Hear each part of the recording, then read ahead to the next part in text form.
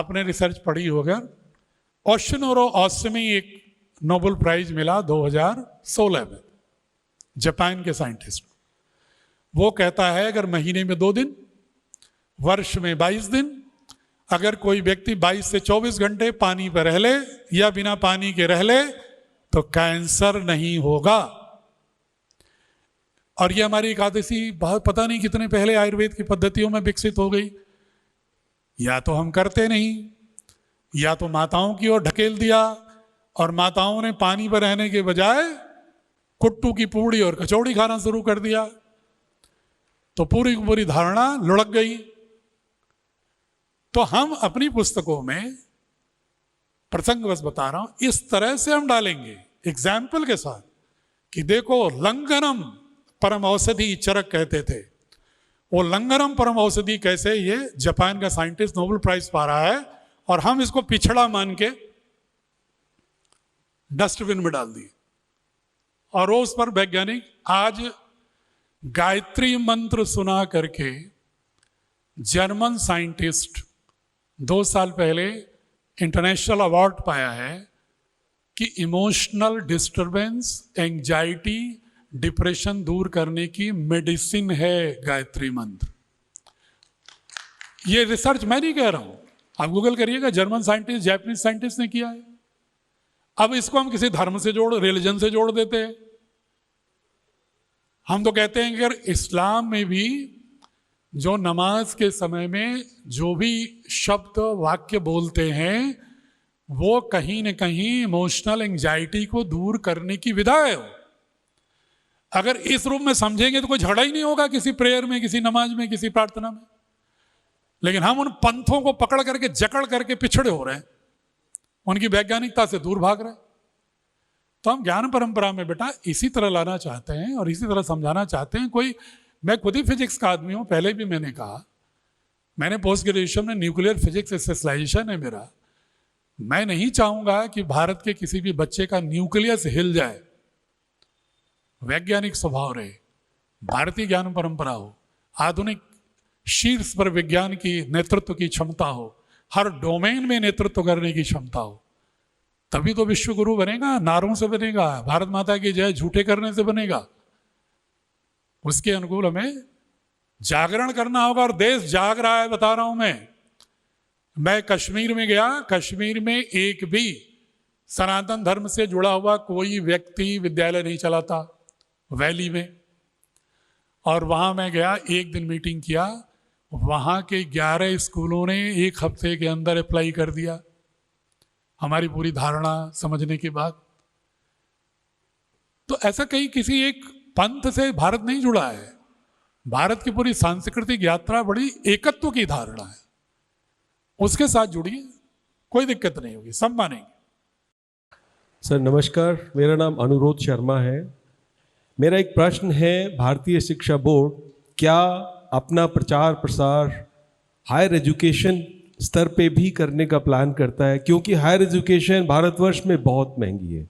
एक medical student को MBBS करना बहुत, एक सामान्य परिवार शायद अफोर्ड नहीं कर सकता। तो मेरा प्रश्न है, क्या हायर एजुकेशन में भी इसको आगे बढ़ाना? देखिए, ये जो भारतीय ज्ञान परंपरा की हम बात कर रहे हैं, ये कोई भारतीय शिक्षा बोर्ड कोई प्राइवेट सोसाइटी नहीं है। ये भारत सरकार ने एक स्पेसिफिक ऑब्जेक्टिव से इसको बहुत ही सुव्यवस्थित मंत्रणा के बाद बनाया। और इंडियन नॉलेज सिस्टम की बात आज हायर एजुकेशन में भी तेजी से चर्चा में है, उस पर शोध भी हो रहे हैं। और हायर एजुकेशन के भी कोर्सेज में UGC को लगा रखा है केंद्र सरकार ने कि इसमें रिसर्च करे। वहाँ की बैठकों में भी हम जैसे लोगों को भी आमंत्रित करते हैं जो स्कूल शिक्षा में काम कर रहे हैं। तो वहाँ भी हम ये विचार रखते हैं, जो एक युवा साथी पूछ रहे थे कि बाद के कॉम्पिटिटिव प्रश्न पत्रों में जो आएगा उससे जो हम पढ़ाएंगे उनसे कहीं कॉन्फ्लिक्टिंग स्थिति तो नहीं होगी।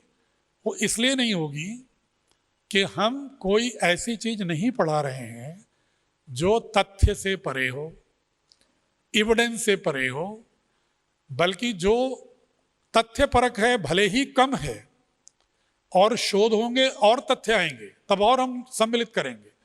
लेकिन अभी हम विवाद रहित, तथ्य प्रमाणित, युक्ति प्रमाणित जो ज्ञान परंपरा जिस कालखंड की जिस विषय में जितना है उतना ही रख करके बच्चों के मानस में भारत के प्रति आत्मगौरव का भाव लाने की कोशिश कर रहे हैं। और ये यात्रा है लंबी।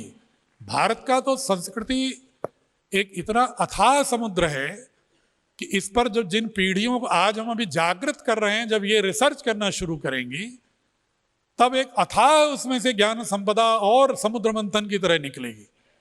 अभी तो बहुत आंशिक आंशिक उनके अंदर हम बोध ला रहे हैं। जी, मंचासीन सभी मनुष्यों को मेरा सादर प्रणाम। मैं Shrimati Rajneesh Gupta, RT public school की प्रिंसिपल।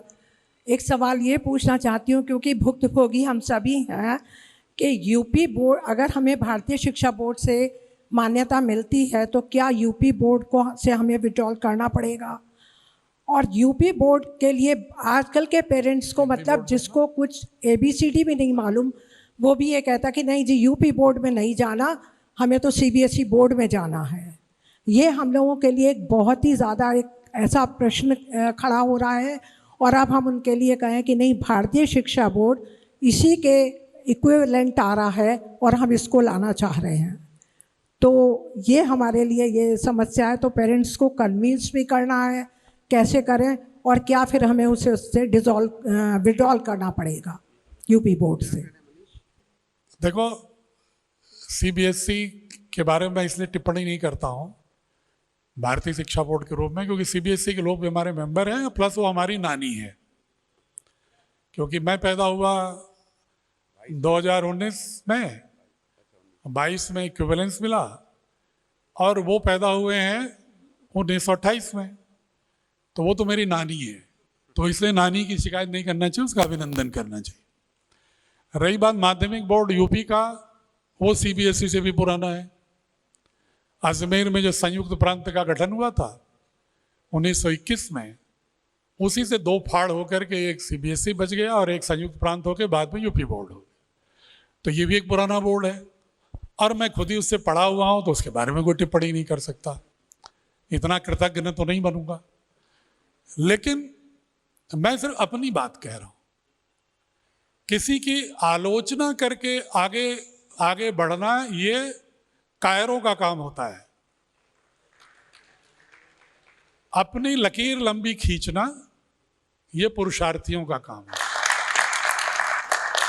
निश्चित छोड़नी पड़ेगी, क्योंकि राज्य सरकार आपको करने ही नहीं देगी।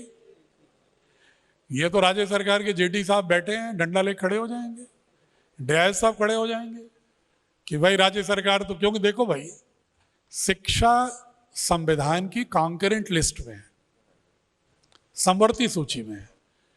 भारत सरकार अपना नियम बना सकती है, लेकिन राज्य सरकारें भी नियम बनाने के लिए स्वतंत्र हैं। ये जरूर है कि राज्य सरकारें अगर कोई नियम बनाती हैं जो भारत सरकार के नियम से स्पिरिट वाइज डिफरेंट है, तो भारत सरकार उनको इंस्ट्रक्शन क्लियर जारी कर सकती है। लेकिन अगर कहीं कंट्राडिक्शन नहीं है और राज्य सरकार अपनी विशिष्टता को, रीजनल फ्लेवर को कायम रखने के लिए कुछ अगर कानून बना रही है, नियम बना रही है, तो उसका पालन करना संविधान का पालन करने की तरह है। आदरणीय महोदय, दो मुख्य बातें जो समझ में नहीं आई। ठीक है, जैसे यूपी बोर्ड में या CBSE बोर्ड में इंग्लिश मीडियम और हिंदी मीडियम होता है, क्या इसमें भी इसी प्रकार से रहेगा? अलग अलग मान्यता लेने के लिए हमें इंग्लिश मीडियम या हिंदी मीडियम बताना पड़ता है, तो ये क्या इसमें ये इस तरह रहेगा? एक क्वेश्चन तो ये। दूसरा क्वेश्चन ये है कि जैसा मान लिया हमारे विद्यालय 5वीं तक है और हम 6ठी 7वीं 8वीं या आगे का लेना चाहते हैं, तो उसके लिए जो ऐसा अभी बताया था, क्वेश्चन किया था, वो थोड़ा हमारी ठीक पता समझ में नहीं आया कि उसके लिए हमें कैसा करना पड़ेगा। हमारी जो पुरानी मान्यता है 5वीं तक की, वो जू की तू रहेगी, 8वीं की अलग से आपसे स्टार्ट हो जाएगी, भारतीय शिक्षा बोर्ड से स्टार्ट हो जाएगी। क्या ऐसा हो सकता है? देखो, नियम बताता रहा हूं, उससे आपके प्रश्न में अपने आप उत्तर ढूंढ लेना। 8वीं तक राइट टू एजुकेशन एक्ट में हर राज्य सरकार को ही अधिकार है स्कूल को रिकॉग्निशन देने का। कोई भी बोर्ड 8वीं तक के लिए नहीं दे सकता। ये उत्तर प्रदेश में 5वीं तक बीएसए देते हैं, 8वीं तक एडी बेसिक देते हैं। 5वीं तक बीएसए है और 8वीं तक के लिए एडी बेसिक के एक कमेटी है। कहीं कहीं पर बेसिक शिक्षा अधिकारी दे देता है, कहीं जिला शिक्षा अधिकारी नाम से किसी प्रांत में, सारे प्रांतों का अध्ययन किया हूं मैं देश के, कहीं कहीं पर यह भी है जो छोटे प्रदेश हैं स्टेट गवर्नमेंट देती है सीधे 8वीं तक का भी, फाइल मिनिस्टर तक जाती है जो छोटे छोटे स्टेट। तो उनमें तो आपको लेना ही पड़ेगा उसमें। इसके बाद आप किसी बोर्ड को चूज कर सकते हो, हमारे यहाँ आओगे, लेकिन जब एक बार आप बोर्ड में आ जाते हो तो ये रिलैक्सेशन हो जाता है कि आप शुरू से अंत तक अपनी पाठ्य पुस्तक, अपनी पेडागॉजी और असेसमेंट का जो डायरेक्शन है वो बोर्ड की इच्छा और अलाइनमेंट करके कर सकते हो। ये नियम है।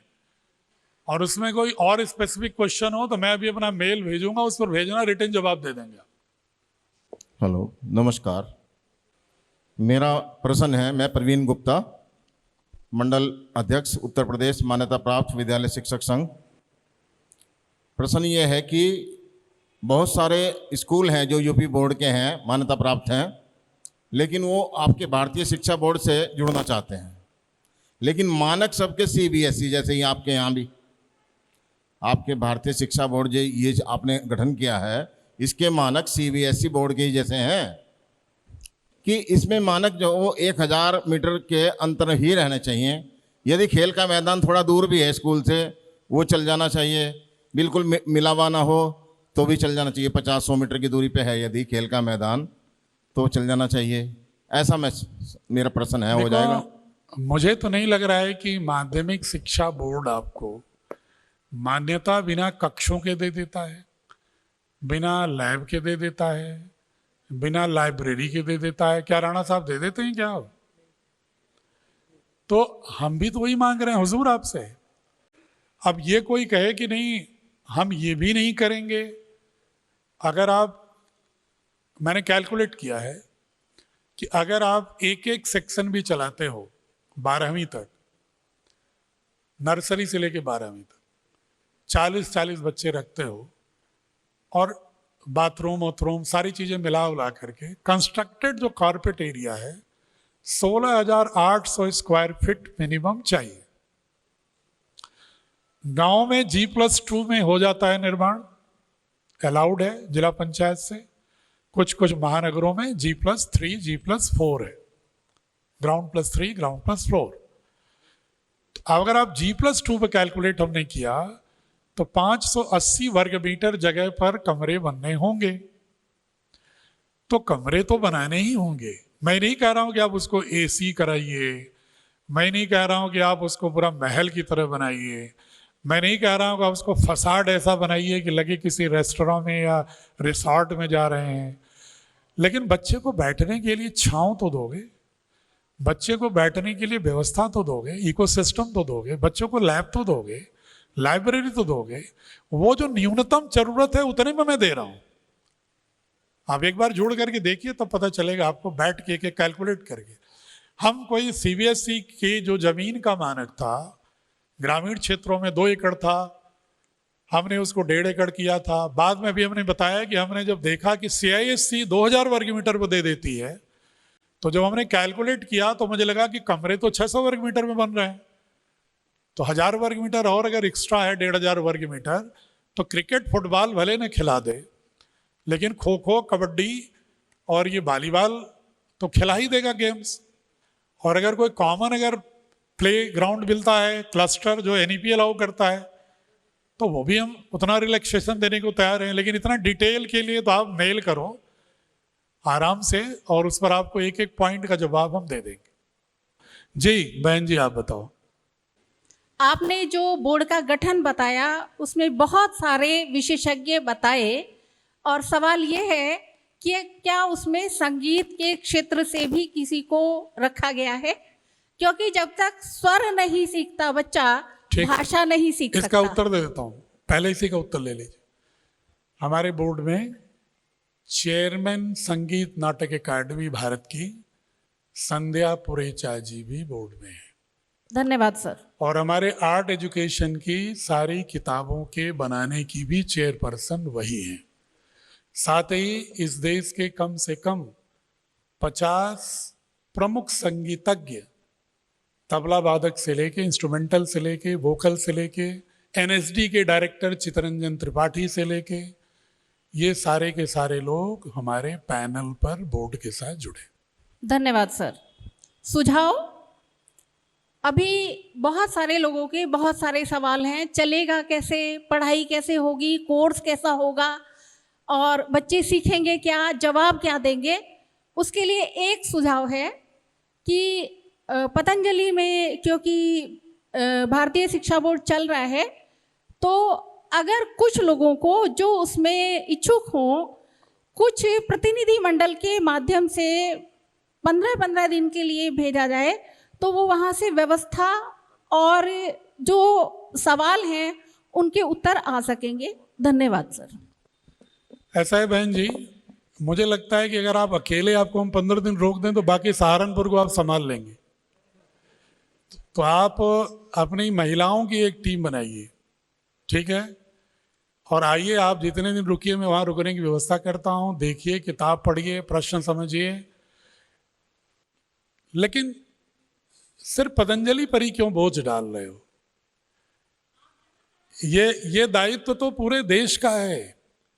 अगर पूज्य स्वामी रामदेव जी अपने आयुर्वेद और स्वदेशी से जो धन मिल रहा है उसको निःशुल्क शिक्षा में खर्च कर रहे हैं, इसमें उनको एक पैसे प्रॉफिट नहीं होना है। पहले ही दिन जब बोर्ड ने इनको स्पॉन्सरिंग बॉडी भारत सरकार ने बनाया तो 200 करोड़ रुपए उन्होंने भारतीय शिक्षा बोर्ड के कंसोलिडेटेड फंड में डाल दिया। तो अब सारा बोझ अगर हम उन्हीं पर रखेंगे, भारत का बोर्ड है, सब भारत को खड़ा करना पड़ेगा ना। तो आप 5-7 लोग आइए और वहां समझ लीजिए, और फिर हमारे जो है, हमारे नहीं, भारत के ब्रांड एम्बेसडर बन के काम करें। स्वागत है, अभिनंदन है। भारतीय शिक्षा बोर्ड द्वारा आयोजित इस संगोष्ठी में हमारे मध्य उपस्थित श्रद्धेय एनपी सिंह साहब, हमारे जनपद के लोकप्रिय एवं युवा जिलाधिकारी श्री मनीष बंसल जी, मंच पर उपस्थित हमारे जेडी एजुकेशन, अपर निदेशक एजुकेशन, मंच पर उपस्थित सभी सम्मानित जन और मेरे सम्मुख उपस्थित शिक्षा और शिक्षण से जुड़े हुए सभी सम्मानित जन, मैं सबसे पहले आप सभी लोगों का आभार व्यक्त करूंगा कि आप लोग यहाँ पर इतनी भारी संख्या में उपस्थित हुए और इस संगोष्ठी को सफल बनाया। मैं देख रहा था कि लगभग 3 घंटे हो चुके हैं और शायद कोई अच्छी से अच्छी फिल्म भी आपको इतना आनंद नहीं दी होगी और इतनी एकाग्रता और तन्मयता से आपने उसको देखा होगा। मैं अपने अग्रज एनपी सिंह सर के बारे में थोड़ा सा बताना चाहूँगा। जैसा मनीष जी ने बताया कि उन्होंने उनके साथ काम किया है, तो मैं भी सर के साथ काम किया हूँ। सर लखनऊ में मेरे एडीएम थे और मैं उनका एसडीएम था, तो सर से बहुत ही पुराना रिश्ता है और आपके जनपद के लिए सर बहुत ही परिचित हैं। सर ने यहाँ दो अपने जो है 2 बार इनका कार्यकाल रहा, एक बार एडीएम के रूप में और एक बार जिलाधिकारी के रूप में। और पूरे प्रदेश में ही नहीं, मैं समझता हूँ कि पूरे भारत की ब्यूरोक्रेसी में सर का एक अपना स्थान है। एक ब्यूरोक्रेट के रूप में नहीं, बल्कि मैं समझता हूँ कि जो ये स्लोगन लिखा हुआ है भारतीय ज्ञान परंपरा, इसमें जो एक ऋषि परंपरा है, एक जो चिंतकों की परंपरा है, मैं समझता हूँ कि सर भी उसी ऋषि परंपरा और चिंतकों की परंपरा के सच्चे प्रतिनिधि हैं। और मैं धन्यवाद दूंगा स्वामी रामदेव जी को, आदरणीय अपने प्रधानमंत्री जी को, कि भारतीय शिक्षा बोर्ड के लिए जो सबसे उपयुक्त नाम हो सकता था उसके चेयरमैन के लिए वो सर को इसीलिए चुना गया है। और आप सभी लोग जानते हैं, आप लोग सभी लोग शिक्षा से जुड़े हुए लोग हैं कि शिक्षा का क्या महत्व है पूरे मनुष्य के जीवन में। मैं समझता हूँ कि सबसे महत्वपूर्ण सोपान जो है वो एजुकेशन ही है। वही व्यक्ति को जो है सक्षम बनाती है, आत्मनिर्भर बनाती है, चरित्र का निर्माण करती है, ज्ञान युक्त बनाती है। पर मैं एक दूसरी बात भी कहना चाहता हूँ, जो काम हम नहीं कर सकते दूसरा करता है, भले वो पढ़ा लिखा नहीं है, हमें उसकी भी कद्र करनी चाहिए। अगर आपके घर में बिजली खराब हो गई तो उसको कौन बनाएगा? बिजली खराब हो गई तो उसको जो बनाने वाला अनपढ़ व्यक्ति है, वो ज्ञान तो आपके पास नहीं है। अगर आपके घर में पाइप लीक हो गई तो आप कितने भी काबिल हो, कितने भी पढ़े लिखे हो, कि आप उसको बना सकते हैं? नहीं बना सकते। तो मैं समझता हूं कि जो कागजी शिक्षा है, इसके साथ ही हमें जो है वो हस्त कौशल और दक्षता और जो इन चीज़ों की ओर भी अपने शिक्षा पद्धति को ले जाने की आवश्यकता है।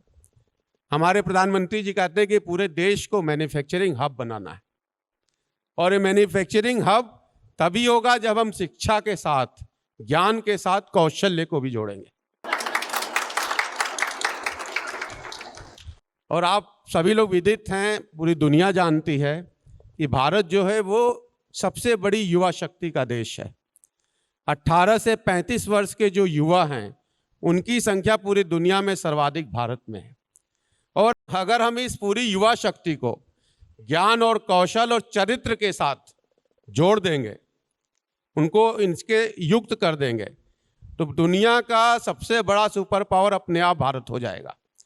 दुनिया की जो सबसे बड़ी संपदा है वो ज्ञान तो है, लेकिन मैं समझता हूं कि ज्ञान और कौशल्य से युक्त मानव संपदा सबसे बड़ी संपदा है, और हमें अपने देशवासियों को ऐसा ही बनाना है। और भारतीय शिक्षा बोर्ड में बहुत सारी संभावनाएं मैं देख रहा हूं। मैं सर के लिए एक शेर कहते हुए अपनी बात को समाप्त करूंगा कि हम अकेले ही चले थे जानिबे मंजिल, मगर लोग आते गए और कारवां बनता गया। तो आप सभी लोगों को भारतीय शिक्षा बोर्ड के साथ जुड़ करके एक कारवां बनाना चाहिए। मैं यही आपका अपील करूंगा, यही आपसे आह्वान करूंगा, यही आपसे आग्रह करूंगा।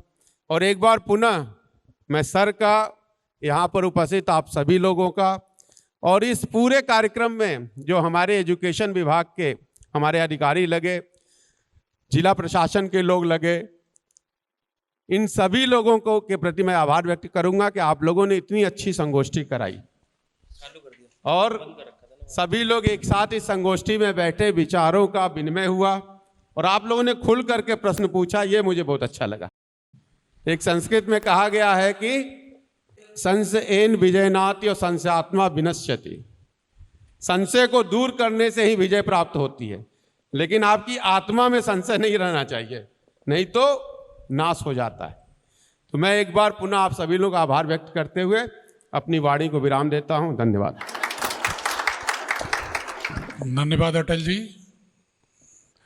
मनीष जी और अटल जी तुम्हारे अनुज की तरह हैं, मनीष तो पुत्रवत हैं।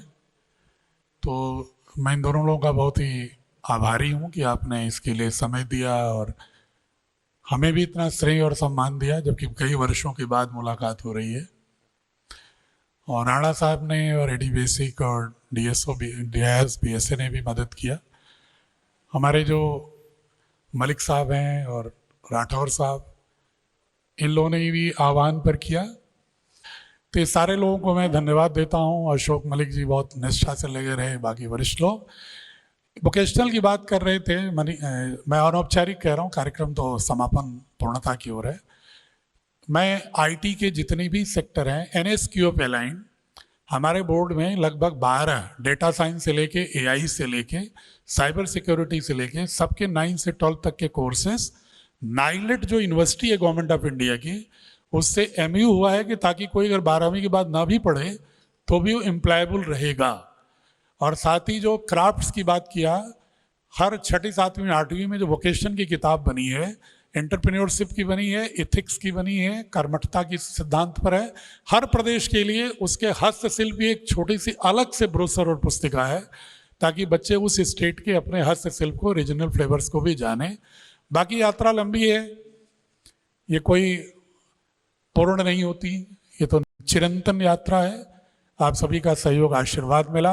और हमारे सुनील शास्त्री जी कहाँ हैं, मैं चाहूँगा कि एक बार वो और उनकी टीम के लिए भी आप लोग ताली बजा दें, जो बुलंदशहर से चल के आए हैं। और हमारे गुप्ता जी जो हमारे पतंजलि योगपीठ से बहुत ही निष्ठा से जुड़े हुए हैं, इन सभी लोगों का अभिनंदन, आप सभी का अभिनंदन, बहुत बहुत प्रणाम। बोलिए भारत माता की जय।